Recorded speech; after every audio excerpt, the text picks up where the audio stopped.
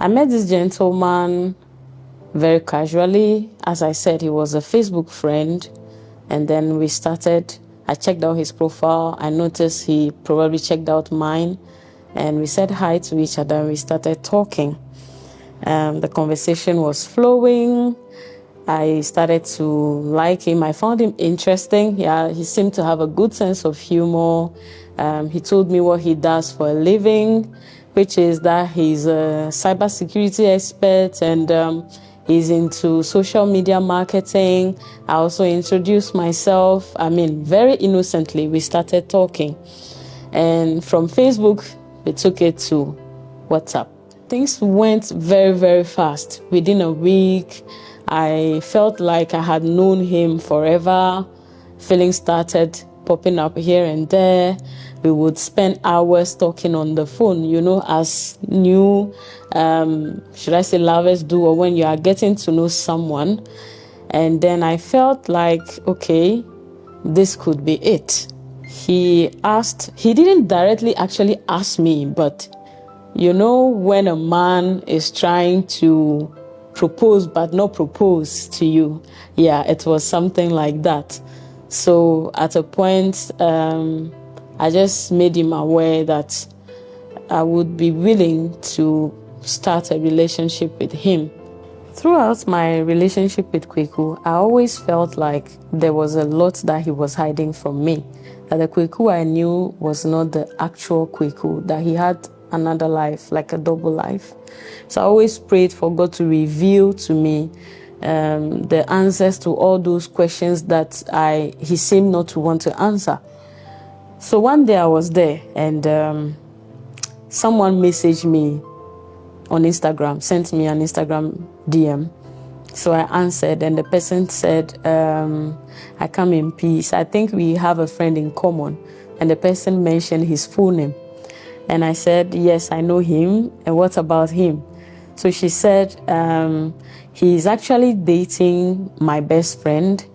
And he has mentioned your name to her as being a work colleague. And he said, you guys work together at this telecom company in Togo called Togocom. And they've been together I said, how long have they been together? She said 5 months. And he has collected money from her using all kinds of stories, etc. And now the whole thing is not making sense. So they managed to find out about me since he has mentioned my name before. He will tell her he's traveling to Togo, but it's for work and I am his colleague. So they got my name. That's how they found me on Instagram. So she said the friend wanted her to contact me first because she doesn't know what my reaction would be like, So I said, no problem, we can talk. So I got a WhatsApp contact. That's how we started talking on WhatsApp. And when I messaged her on WhatsApp, she now told me how she has found out about other women. Because we were 4 in total at that point, we had to create a WhatsApp group. Yes. And I will not tell you the name of the WhatsApp group, but we created a WhatsApp group and we had to tell each other about, our Kweku stories, how we met each other, what he has done and to this person and that person so far, and how our stories connect. So as the other person is telling you her story, you can now fill in the blanks. When he told you on this day that he was doing this, okay, so this is what he was doing rather, and all of that, everything started to make sense. So I was like, okay. So the lady told me that she has the intention of reporting the matter to the police. So if I want to join them, I said, okay, no problem. And among the 4 of us, I was the one whom he had taken the most money from. And when I say the most money, think of hundreds, tens of thousands of cedis. And so they reported the matter to the police. And I went to join them, as another complainant at the police station. So we went there, the police managed to arrest him, and how did the arrest happen? One of the ladies, the most recent one that he was dating, told him that, I know you have been stressed lately, I think we should go on a spa date. And he's the type of person who likes to be pampered. So of course, he showed up, but not without bringing up stories to gets money from her. He said he doesn't have money for fuel. He owes his mechanic this and that. We just told her, just tell him that you will give him the money. Send him some. So she sent him some, I think 200 cedis, and promised the rest in cash when he comes. So he came.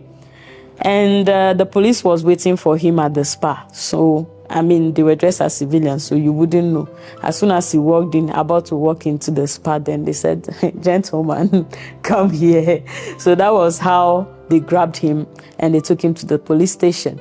So they actually locked him up. And I came the following day because I don't stay in Ghana. I was in my country, Togo. So I came the next day. When the police officers heard the amount of money he actually owes me, they were like, no, we can't release this guy. He has to stay here until she comes. So I came and then they brought him out. They interrogated him vis-a-vis of me. And if you were there that day, you will get angry because everybody in that room was angry. When you ask him a question, a simple yes or no question, he will start telling a story, trying to take you through corners to confuse you.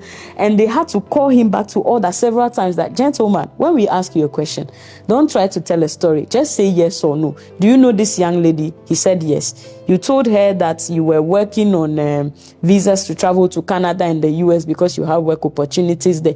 Have you ever left the country before? He said no. You told her you did your master's in Ashesi, your first degree in Ashesi and your master's in the UK. Have you ever left Ghana before? He said no. Okay, so where did you go to school? And they had to call the family. So the mother came and the mother confirmed that he didn't even complete university. He went to All Nations and he didn't complete. So this guy does not even have a first degree. What does he do for a living? He told me he's an IT engineer. We are finding out that the gentleman actually sells POP and FOS. And and shocker, he is actually a married man with kids. So I'm finding out that this gentleman actually has a woman in his life and 2 kids. 2 very young children. The youngest one was like a year and a half. So meaning that baby was like 6 months when he and I started dating. So I'm finding out that all the help I was giving him, I would even buy him groceries, clothes, toiletries, I'll give him money. He was using all of that to take care of his family. So I was feeding a grown man and his entire family without realizing. So how did the story end?